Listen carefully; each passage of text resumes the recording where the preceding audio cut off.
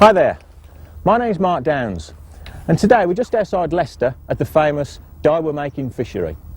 It's a typical man-made fishery and there are many hundreds of these springing up all over the country at the moment. They're superb for practising your fishing skills, simply because they're full to the gunnels with fish. This particular fishery, and there's 5 lakes in all, is full of carp, roach, tench. Billy Makin, the owner, even tells me there's a few barbel. They're ideal for perfecting our skills, and today we're looking at advanced pole fishing. Like me, you'll know that pole fishing has come on in leaps and bounds over the last few years, and we'll be looking at some of the more sophisticated aspects of the sport that have emerged. Without further ado, let's have a look at our poles, and then we can get off catching a few fish.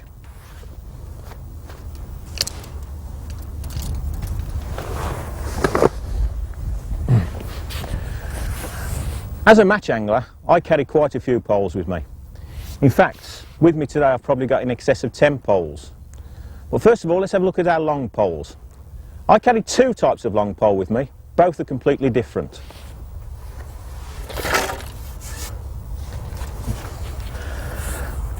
The pole I use mainly, it's the Browning World Champion. It comes standard at 12 metres, but with extensions I can push it up to 14 metres in length. Now, it's a fairly rigid pole, but it's very lightweight, enabling me to fish even the furthest canal banks, 13, 14 metres, with ease. It's ideal for fish up to 3, 4, 5 ounces, but to be honest, for heavy duty work, carp up to 2 and 3 pound, then I'd use something far more robust. For fishing for 5 hours, this particular pole is ideal. As I just mentioned, for fishing for heavy duty fish, then I use a much more robust pole. Again, I use a Browning pole, but it's a spiral titanium. Now, I've had these particular poles for 4 or 5 years. They're very hard wearing, they're very strong, they're very powerful. They're nowhere near as light as my Browning, but for heavy duty work they are superb. Guaranteed 100%, I haven't yet had a breakage.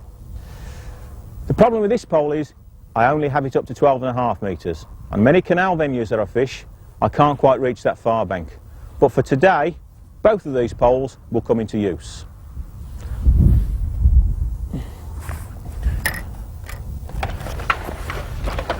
Now, this particular bag holds all my whips.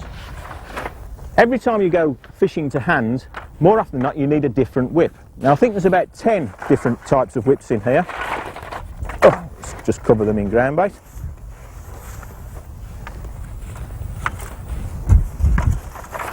You can see how many pole sections that I carry with me.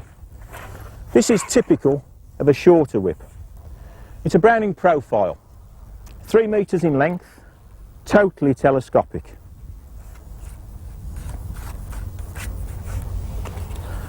It's ideal for fishing close in. It's got a relatively soft action. Ideal for catching small fish, 2 and 3 ounces.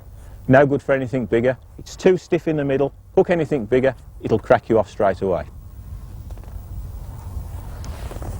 Moving on from that, again a telescopic pole. This is a 6 metre telescopic pole. Again, telescopic throughout. Feed it out.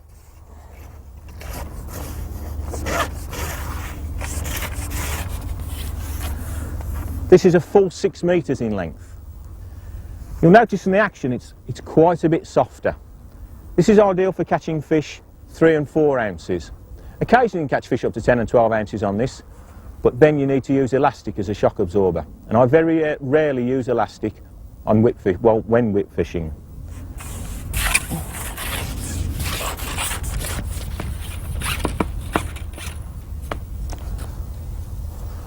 A short pole that's typical nowadays is a semi-take apart.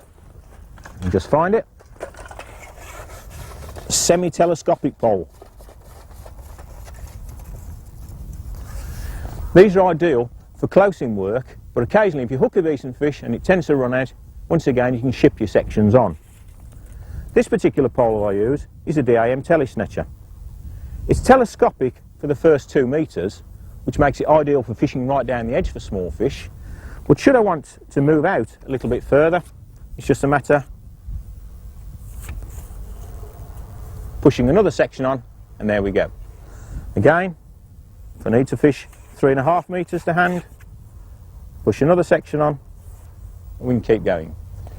This particular pole I do have half sections for, which makes it ideal if I want to fish 3 metres, 3.5 metres or 4 metres. It's a pole I've had for quite a few years now, and it's one I would never dream of getting rid of. I use it for a lot of my canal fishing. It won't be coming into play today. And what's more, it's a relatively cheap pole. You can purchase these for £40 or £50. As I mentioned earlier, I'll be basically long pole fishing today, and I'll be using predominantly my World Champion. It's a take apart pole. By take apart we mean quite simply that the sections take apart. This is classed as a put over pole, where the thicker diameter section actually pushes into the thinner diameter section. It's ideal for breaking quickly and efficiently, and if you are playing big fish, you can put sections on quickly, and when it starts to come back towards you, you can take the sections off quickly.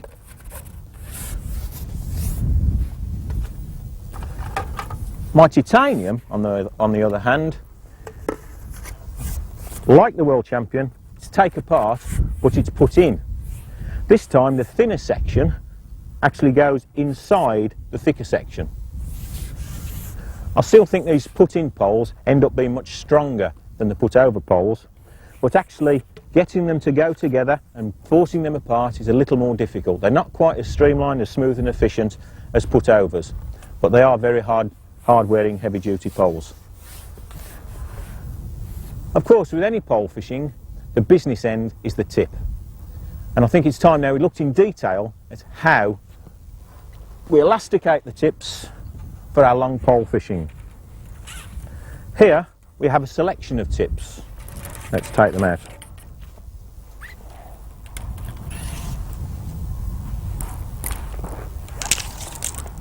I think there's 4 or 5 in all here. And you'll notice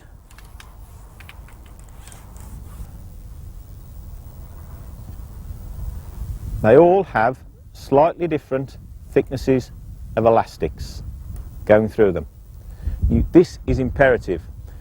Nowadays, with the sophistication of the lines we're using, the breaking strain of the elastic has to match the line you're using and the size of hook you're using. For example, let's pick the thickest one, this yellow tip here.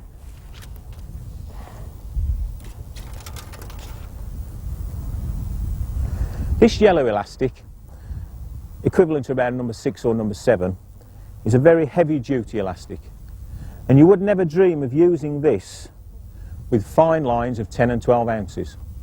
For the simple reason, once you hooked a fish and the fish started to run, the pressure on the elastic could quite easily break the hook length. This thick elastic is ideal for using hook lengths £1, £1.5 or even £2. It's ideal in fact for today's type of fishing, where we're hopefully going to latch into a few carp. Coming right down the spectrum, we have a very fine elastic, equivalent of a number 1, number 2. The elastics I'm using are the new Preston Innovation elastics, and the reason I like them is they're all different colours. There's nothing worse when you pick up a tip and you pull out a white elastic and you think, well, what number's that? And you pick up the next one, and the only way you can tell the difference is by closely looking at the diameters.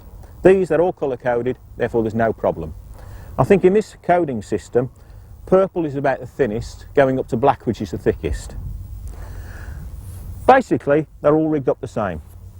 We have the standard Stomfo tip, which is universal connector. Everybody uses these nowadays. We have the PTFE, I suppose we class it, pole tip, which actually fits over or inside the end of the pole itself. This prevents the elastic from abrasing the inside of the pole. And then coming down the pole, we have the plug, which simply stops the elastic from withdrawing itself right the way through the pole itself. But we'll go into that in a little bit more detail now, as I'll show you how to elasticate your own tips. Let's move this bait out of the way first of all. Right, what do we need when we're going to elasticate some tips on our poles? I always carry a box of accessories. Basically I only carry this because in case I get a breakage I can always quickly put a new rig on. First of all we need elastics. Now I mentioned earlier that these elastics come in different colours. There they are. We have a very fine purple one, gradually going up through the gauges to red, to green, orange. There's a yellow somewhere, just find a yellow. I haven't got a yellow with me. And there's a black.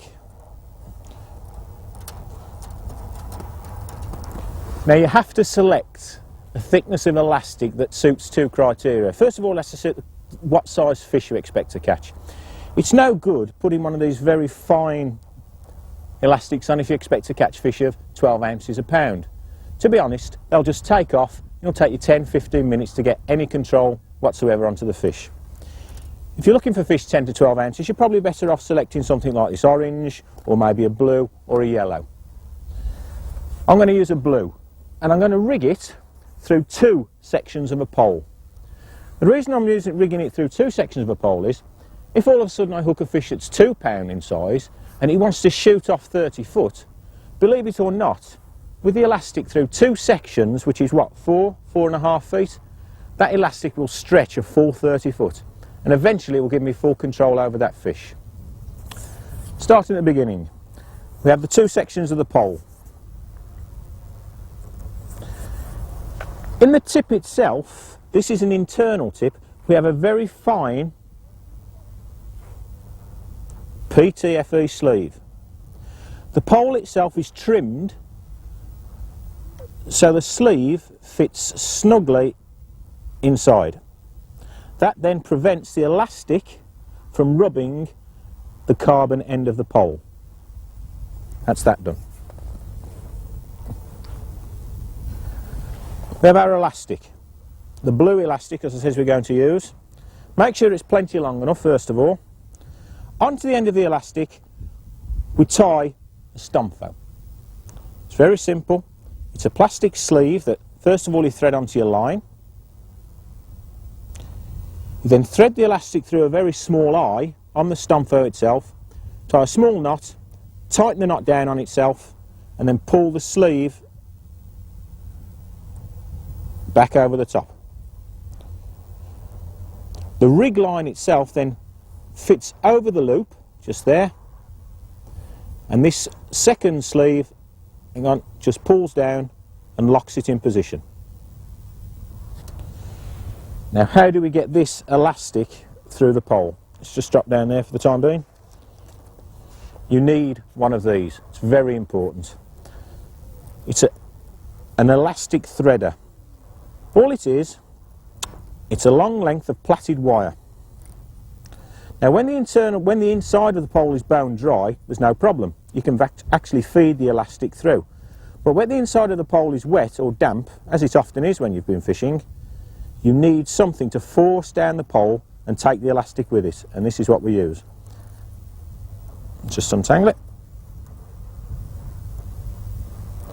Long piece of wire, at which one end there's a very small loop. You can in fact buy them with the form of a diamond eye that in fact locks the elastic inside. But at the moment this is the only I've got with me, but it does the job perfectly. Take the first section of your pole and thread the elastic, thread the wire threader down the pole itself.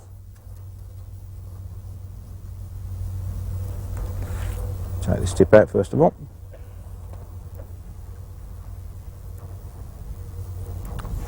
That then emerges.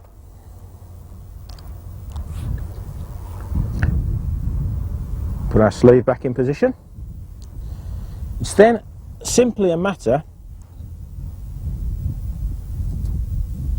of attaching the rubber through the eye. Now this is quite tricky, especially in a wind. This is something 9 times out of 10 you do at home. Like so. Pull plenty through, make sure there's nothing. You then pull the wire through the pole. Here comes the elastic, no problems at all. That's through one section. keeping a little bit of tension on it, you then feed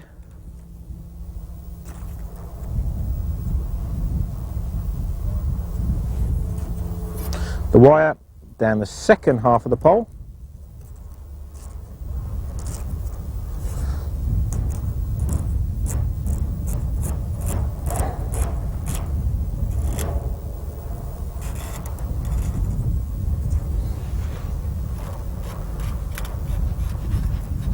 you can hear it going through.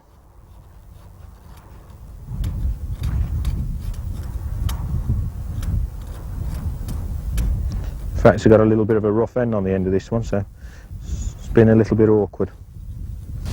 Should be out any second. It is. And likewise, pull the elastic through again. Now this is where you have to be a little bit careful. Make sure the two sections come together. Pull it through. Making sure the two sections go together, like so. Carefully pull the elastic through. There we go. So now you have in actual fact the elastic going through two sections of pole. Now for the tricky bit. Make sure I don't let that go. What we need then is a bung at this end of the pole to prevent the elastic retracting. Now I use these uni bungs. You buy them they come in a large cone shaped, and it's simply a matter of tying the elastic to the end of the bung and then feeding the bung in and trimming it off at the correct length. Now this is what you have to be careful with. If you trim them off too long, the bung itself won't travel far enough up the pole, resulting that when you actually put the next section of the pole in, you force the bung inside and you can crack your pole. So you must be very careful when you do that. This is one I've been using, this particular pole. It's already trimmed to length. You can see how much I've had to trim off that one. It's quite a substantial amount. It's then simply a matter of tying the bung, simple loop knot,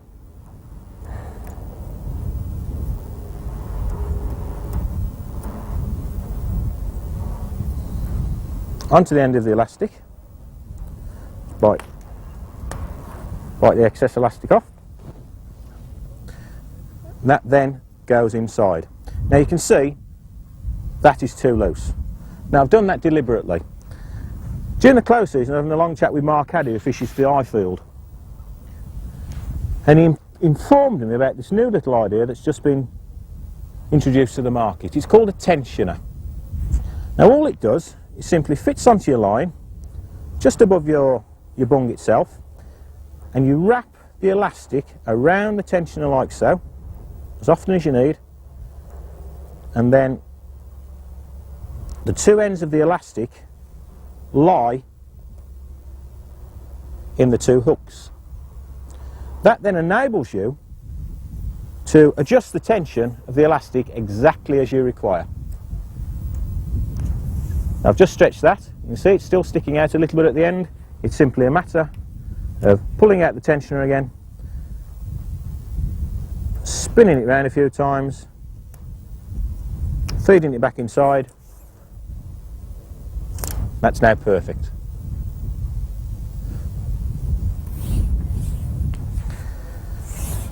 You also note that there's a long length of line off the end of the plug itself. Once that has been nestled itself inside, you need to trim the length of line so it actually protrudes just a couple of inches. That enables you then, whenever you want to pull the bung out, adjust the tension or whatever. And when you put the two sections of the pole together, just a matter of like so.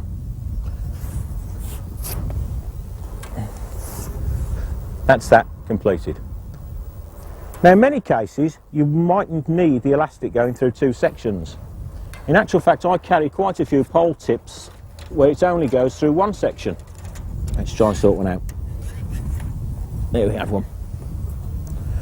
Again, it's rigged up exactly the same way with the Stomfo.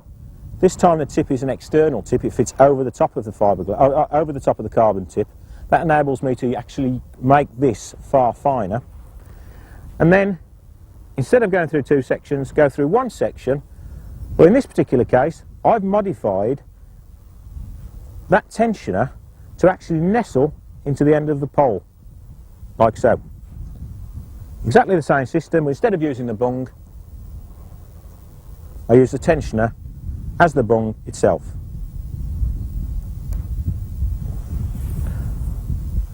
Simplicity itself.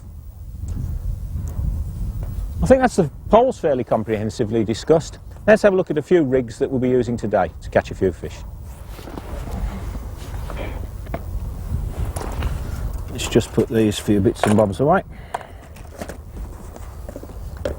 As you can see, I carry quite a few rigs with me. The rigs we'll be using today, well, we'll pick out three. One, two, and one a little bit heavier.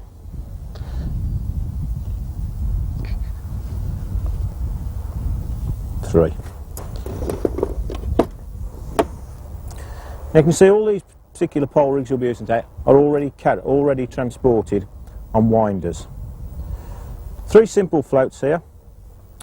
The small one is what I call a dobber float. It's a very simple float. It can either be a little short piece of peacock or a short piece of balsa wood. It's got a needle or a fine piece of wire in the end. It's got a flat top, and let's look at it in a little more detail.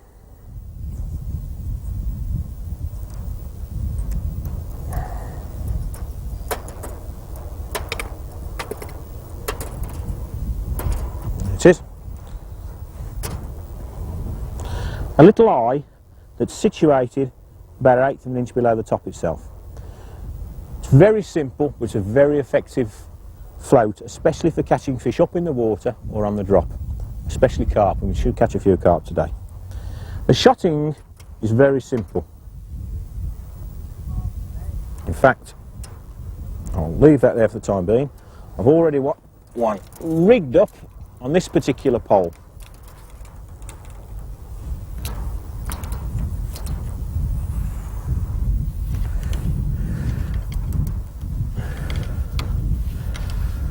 From the float itself, we're fishing about 3 to 4 foot deep. And all I have is 3 or 4 small number 9 shots spread equidistant down to the hook itself. And the hook I'm using, it's a size 20 whisker barb, B520. It's an ideal hook for this type of fishing, simply because it's a good maggot hook. It's got a very, very tiny barb on it, therefore it doesn't damage the fish whatsoever. But what's more, you can also use it with casters as well. And if we look like hooking a decent sized fish, that's a strong enough hook to cater for all eventualities.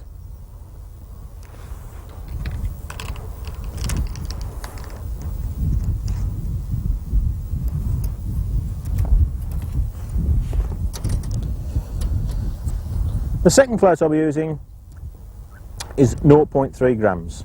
Again, I've got one set up already. Swing it over. I'll be using this one for fishing at the full depth itself. This peg should be around 6 or 7 foot deep. This particular float is a tubatini. It's got a carbon stem, a balsa body, and it did have an orange tip.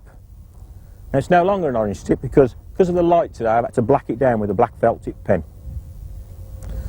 Again, we have 2 small rubbers just below the float to locate it onto the line. And this is interesting, I did mention it's got a carbon stem. Carbon stems are ideal if you want to catch a few fish on the drop, because the float will actually drop through the water more slowly. And when I get down to the shotting end of this, you'll see the reason why I'm using a carbon stem.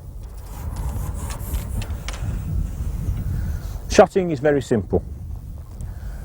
4 or 5 very small number 9 shots, about 2 foot above the hook itself. another number 9 shot, and then another number 10 shot, which is about 7 or 8 inches above the hook. Now you'll note here that I'm using shots. The reason I'm using shots is quite simple.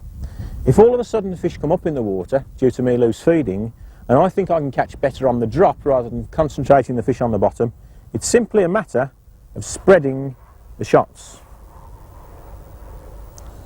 rather than having to go through the pain of taking the olivette off and changing the shots. I can't see any harm at all in just using shots from the start. There's no difference whatsoever. Some people prefer to use styles. That's personal preference. At this present moment in time, I'm quite happy using shots, and it doesn't seem to be doing me any harm at all. The third rig I'll be using, I have this one here, or let me just check, I think it could be in this. There we go.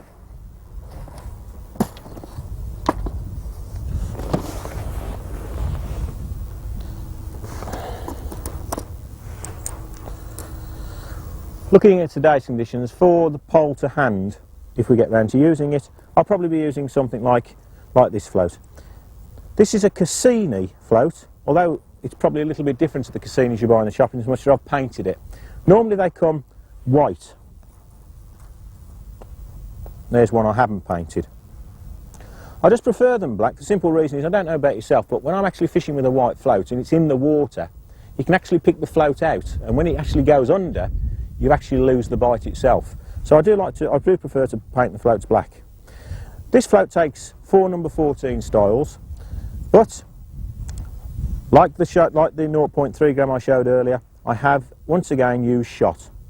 Spread shot, because as I'll be fishing on the drop to hand, I think it should be ideal. We'll put that onto the pole a little bit later. Before we actually get round to fishing, let's take a little bit of a close look at our bait.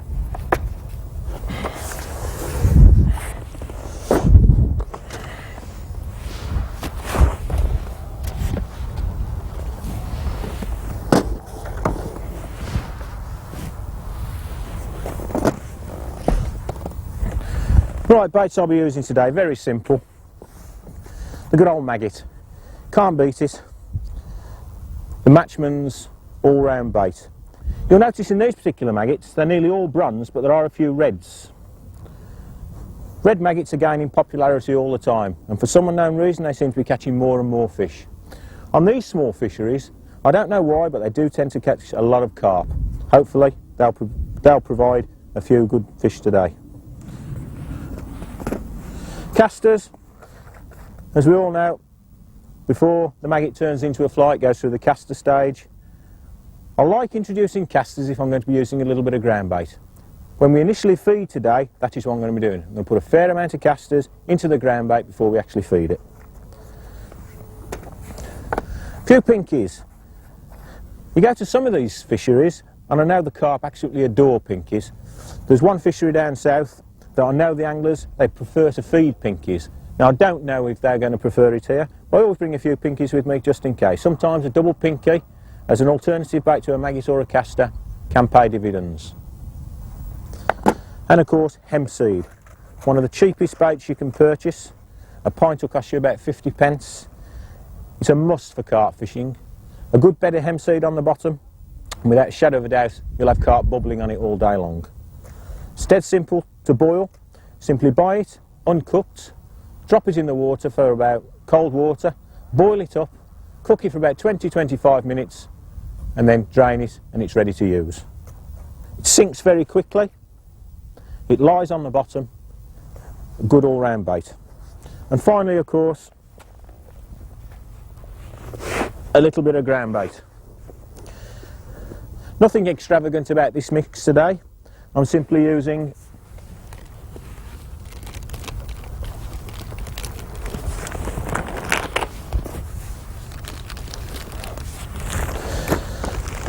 predominantly Sensus Cloud 3000.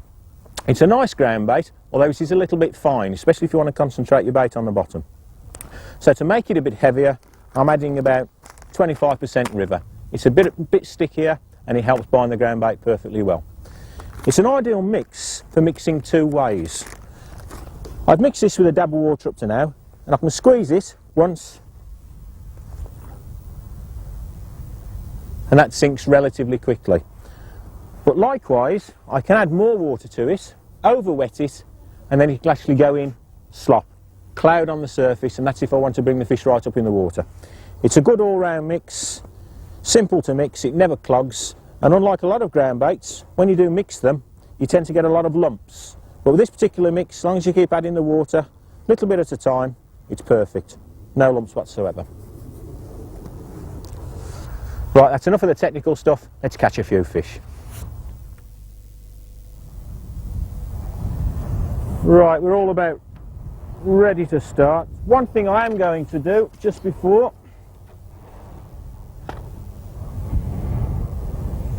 with a little bit of luck, we'll have the elastic stretched to its extremities today.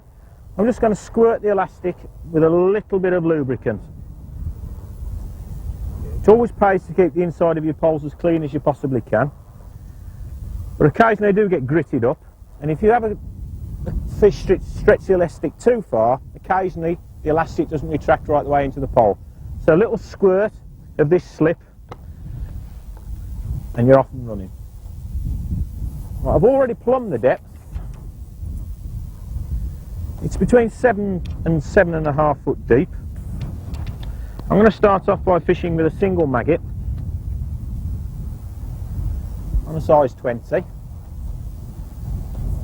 I'm going to fish it 11 metres out.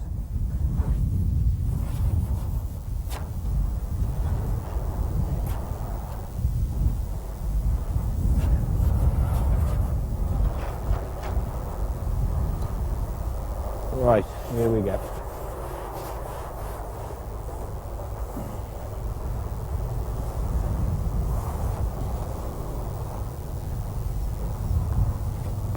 Now this is probably the simplest form of fishing you'll get. I'm fishing just off the edge of my pole. Now this is set at 10 metres at the moment. And the float itself is about 2 to 3 foot away from the tip of the pole. So even though it's blowing a little bit, I still get superb control over the float itself. I'm going to give him a little bit of feed to start with. A couple of 3 balls of ground bait, liberally laced with casters and hemp seed, plus a few pinkies.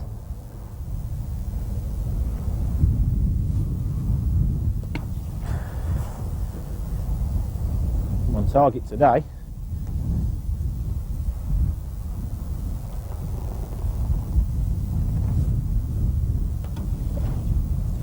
That'll do.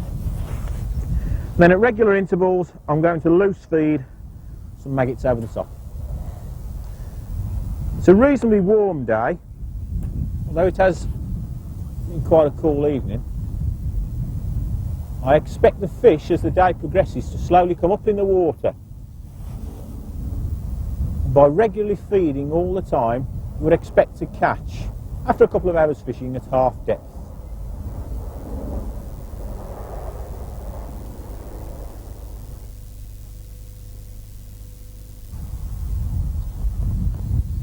Secret of fishing waters like this is you've got to keep the feed going in. It's quite a big water.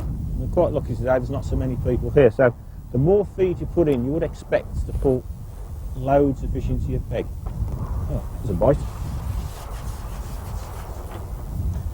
Quite simple to unship. Push the pole behind you onto the pole roller, which I've got situated about 5 or 6 yards behind me. This is a useful little gadget. I don't know why it's cold, but I've seen them used in Italy last year. And it's a pole trap. Once you've unshipped the pole, it's a matter of dropping the pole onto there and it stays in position. I think they're only a couple of quid and they're perfect for this. Yes, my maggot's been had. Let's change my bait. Let's try one of them red ones I talked about earlier.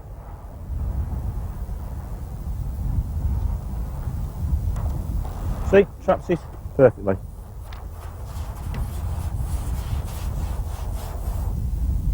Lay the line flat, then feed. Always feed. 2 ways of feeding with a catapult. If you're holding the pole this particular way, which the majority of anglers do nowadays, quite simple. Fill your catapult up with maggots, trap with that hand, push out with that. I'll show you again.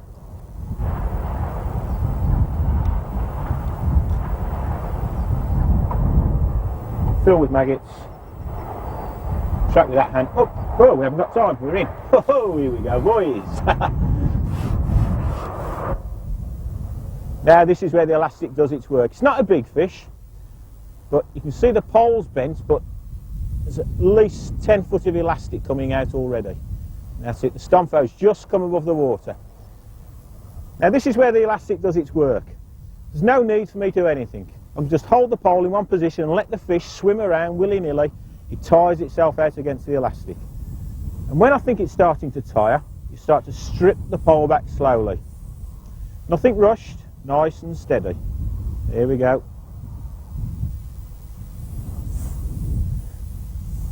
Now the problem you have now is that it's judging exactly how much pole you need to net the fish.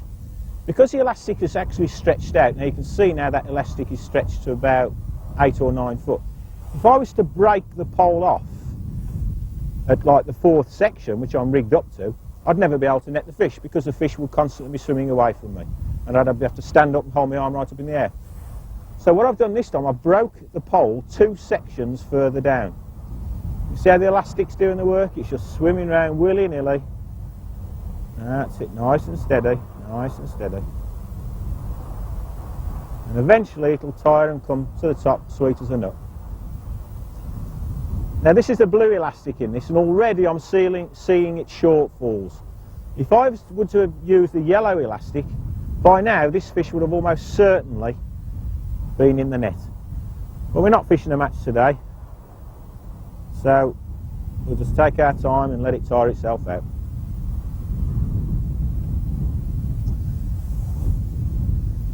To be honest as well, when it's doing this, if a fish takes 4 or 5 minutes to get in, you might as well just keep a bit of feed going out. Keep the rest of the shoal happy. One thing about these little carp, they're real little tigers. Thought it tied a minute ago. Right, that's it. It's coming in now. He's had his few swims about.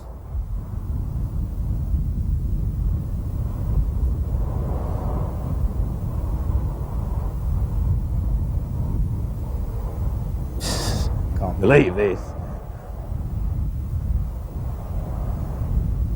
Must be 20 foot of elastic out there, and I bet you it's not even a pound.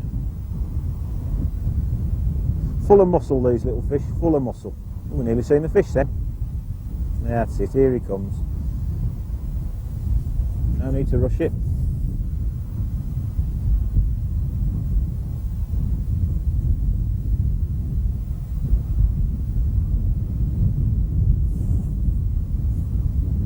Here we are. Comes to the top, let the elastic do the work.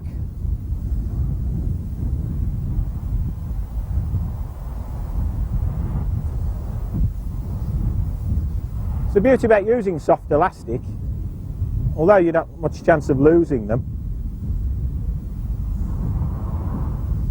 I think this is his last little surge. Here he comes. Comes to the top, sweet as an nut. Oh, lovely little leather. Look at that. Oh, tremendous. Tremendous.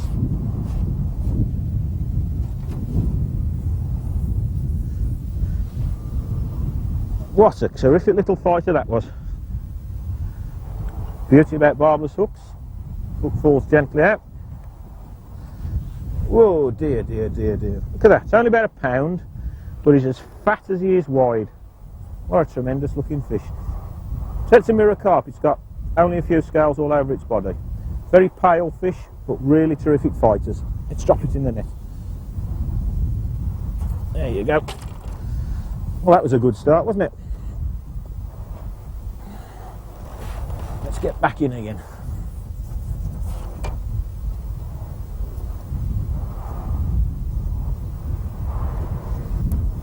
That red maggot worked a wonder, didn't it? Let's put another one on.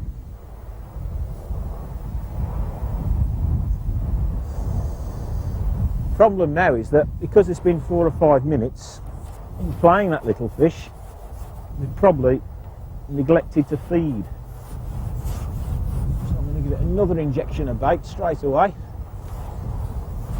All the ground bait, a little bit of loose feed.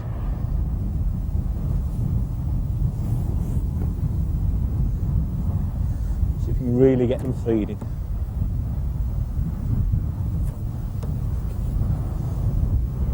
going to start putting this ground bait in fairly soft. So hopefully, a little bit later, we might be able to have a go on the whip, so we can catch a few fish to hand. Well, that's only if the smaller fish move in.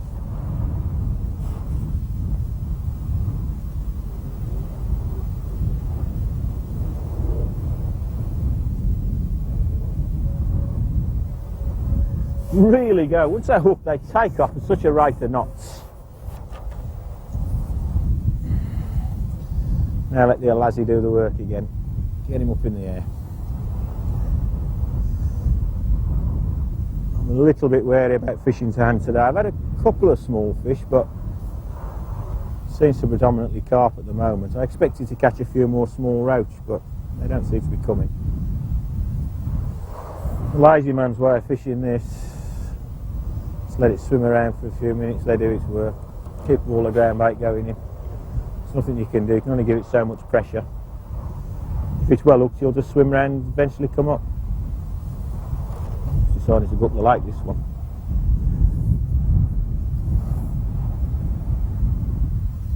Could be a slightly better fish, this one, I think. With this elastic and get one of them 2-pounders, I'm going to be in trouble. It's coming past me now. Whoa, the wind caught it as well then.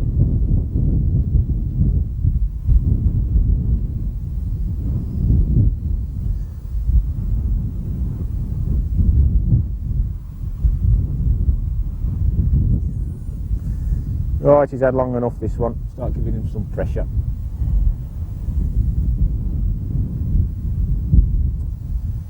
It's cracking elastic, this is. I can't believe how far it stretches.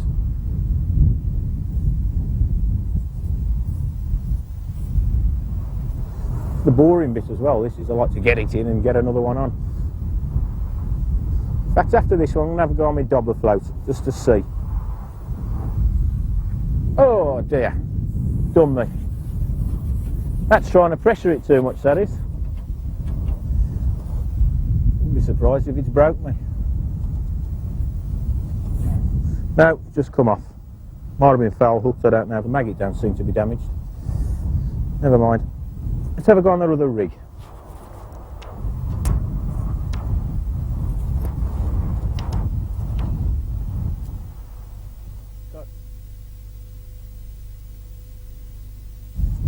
In fact, because this 0.3 float, it's not quite right. It seems to be out of control. So I'm going to change rigs for the time being. Let's get onto that little dobber float, which, because it's got a flat top, you can actually miss the wind and get slightly better control. Coupled with the fact, if you wanted to, you could always put a little back shot on the other end. Let's have a go. Also, this has got slightly heavier elastic in. It's my heavy duty pole, it's my titanium. So if we do hook one, we've got a much better chance of getting the thing in far quicker.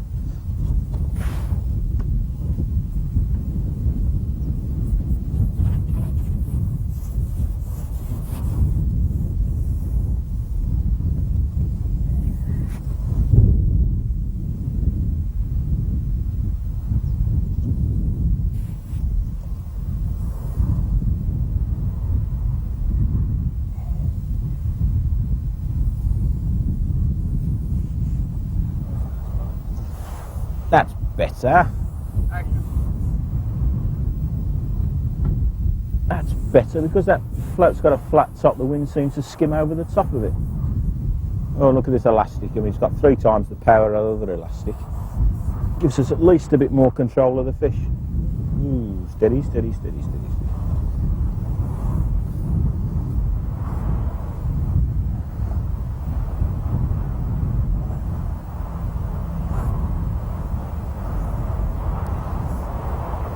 Realises he's hooked.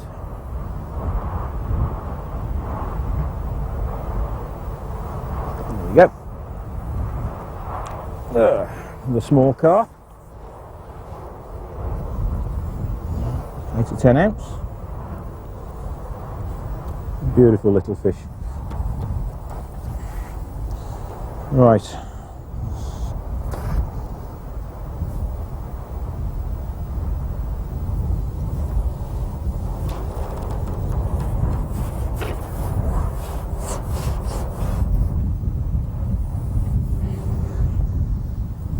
Keep the bait going in again. Switch to loose feed for a bit, see if we can get them fish to come up in the water. Channels it round the end of this pole, that's it. It's going a bit flatter now. Once that wind tends to drop, it might even come to within a foot of the surface. We'll see.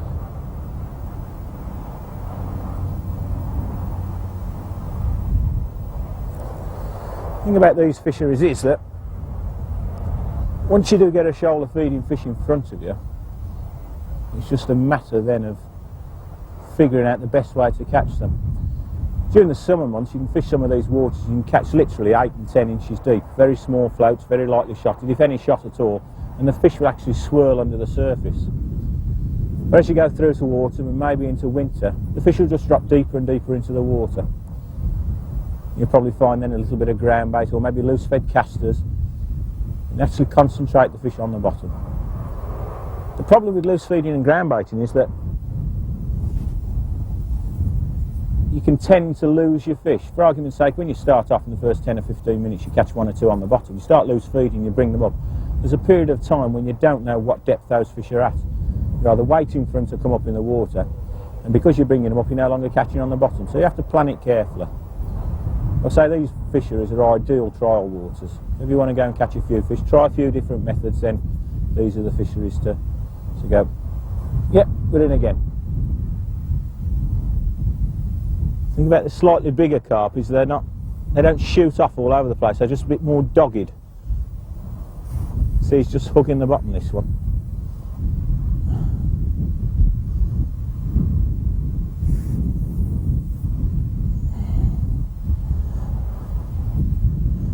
Moving to my left at the moment.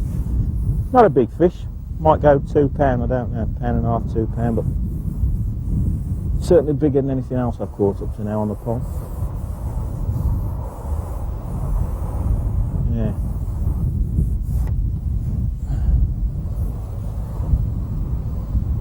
Yeah. Come on, get your head up, come on. It's going away again.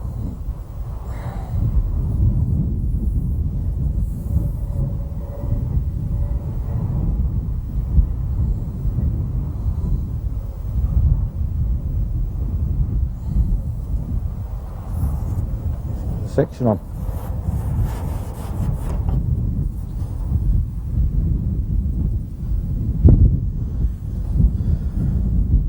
That's it. It's only got the float out of the water anyway.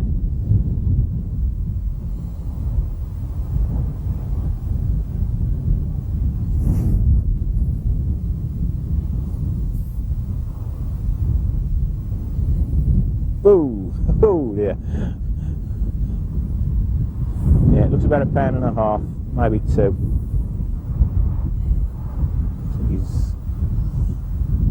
Now be careful here, sometimes they swim right up against your net, and if you're not careful, they can just brush your net and... Oh, look at that, oh, it's a nice fish, this. It is a good fish. Well, it's good fish for the light tackle we're using today.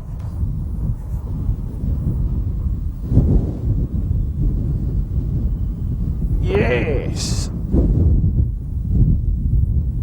Oh, beautiful.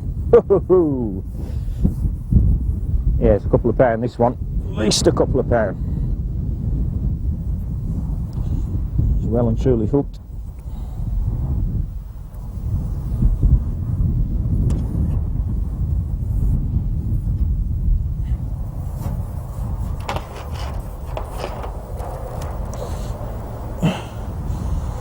What a lovely fish.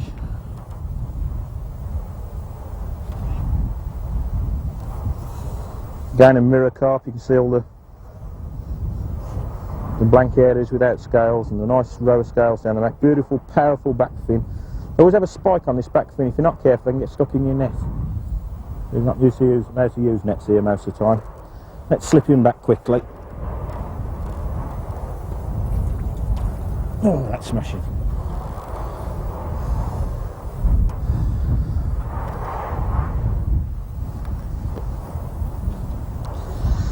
Let's try a double maggot this time. It appears there's 1 or 2 fish out there.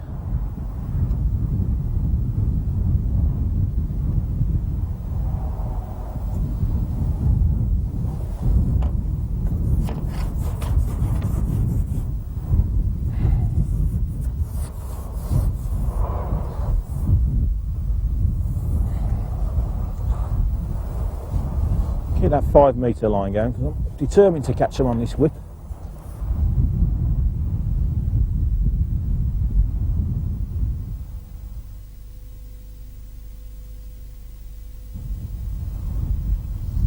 Yep, then again, there was a good shoal out there now.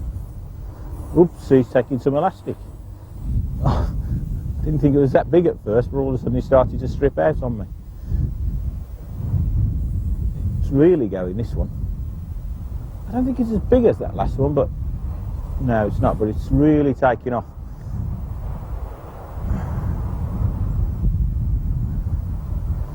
The thing about these blooming carp is that once they get the momentum, you just can't stop them. Even a small fish, once he gets his back tail going, he'll just take you and take you and take you. You know, you've got to be careful where your brake is.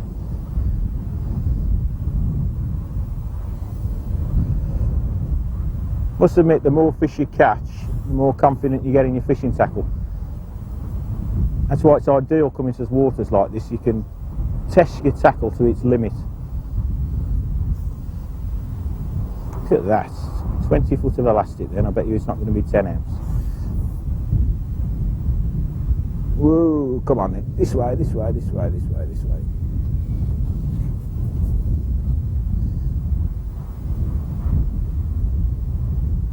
That's it, it's coming in now. Here we go. Get away from the net. I never give in these, I can't believe it. Look at that. Jeez.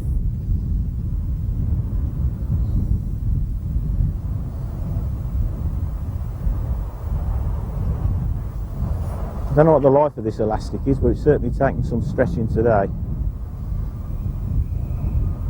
You hear the wind whistling through it. That's it, here he comes. Just come to the surface out there. Oh, it's not bad. Oh, hang on. It's a very pale coloured one.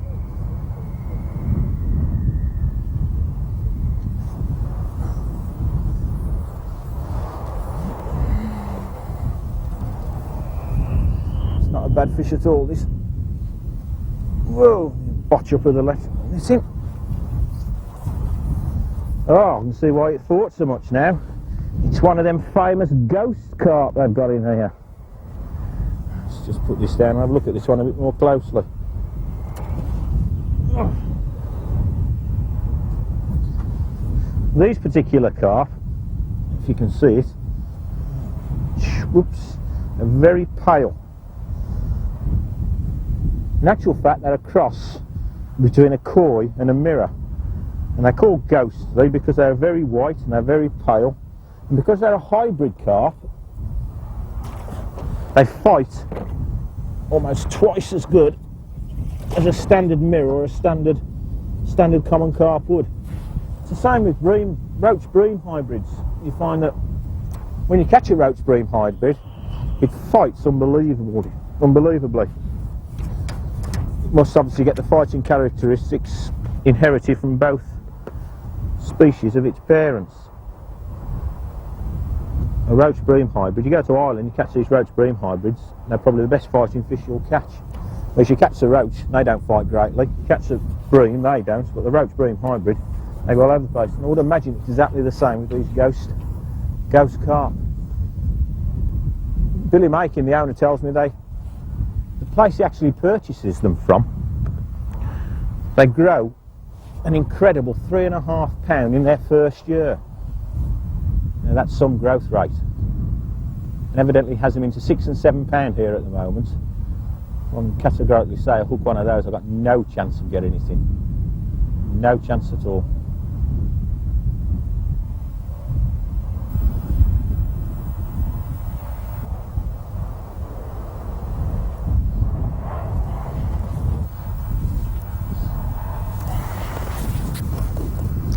Don't have to feed, loose feed or round back.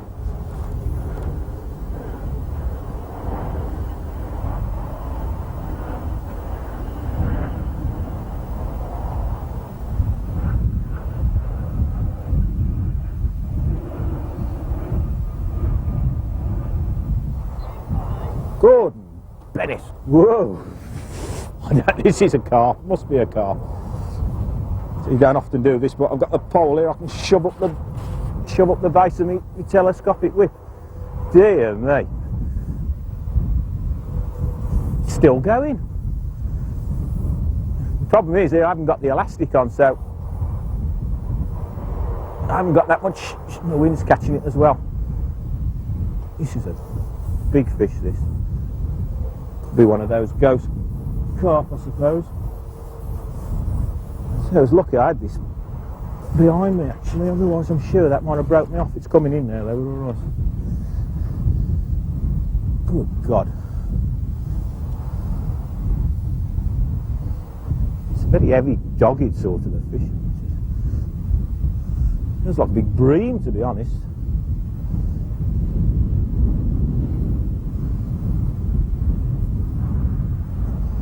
Come on. Get your head up. God, he seems... Come on. I assure you these poles aren't designed for this. I haven't even seen the float yet. Oh! Thought he was off then.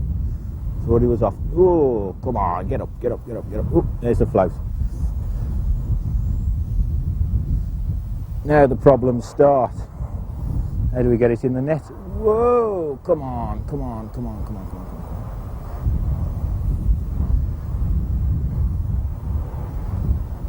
Come on.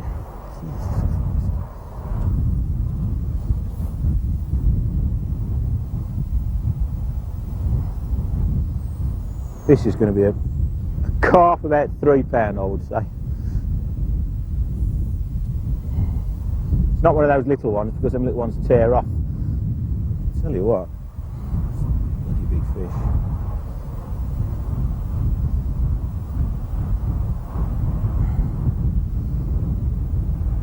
He's coming up. Well, look at that, great big tench. Woohoo! Whoa, no, he's not ready. Yes! Look at the state of that. My word. Got to be £4 plus that. What a specie.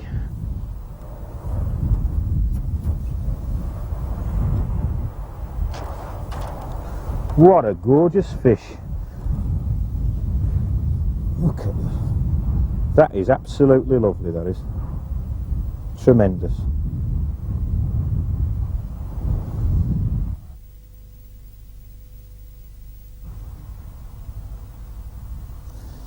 Well, what a super fish.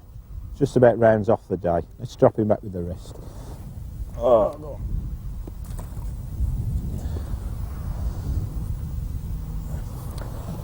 Well, I thoroughly enjoyed that. I hope you enjoyed it too. We talked about 2 advanced methods of pole fishing today. Long pole, short line. In fact, we've used 2 different poles and 2 different terminal rigs. And, as you'd expect on a fishery like this, we've caught plenty of fish on both.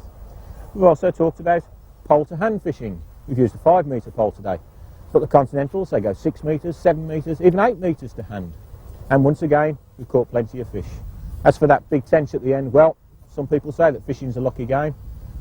That just about was the icing on the cake. There are dozens of fisheries like this springing up all over the country. This Daiwa Makin Fishery is here in Leicestershire.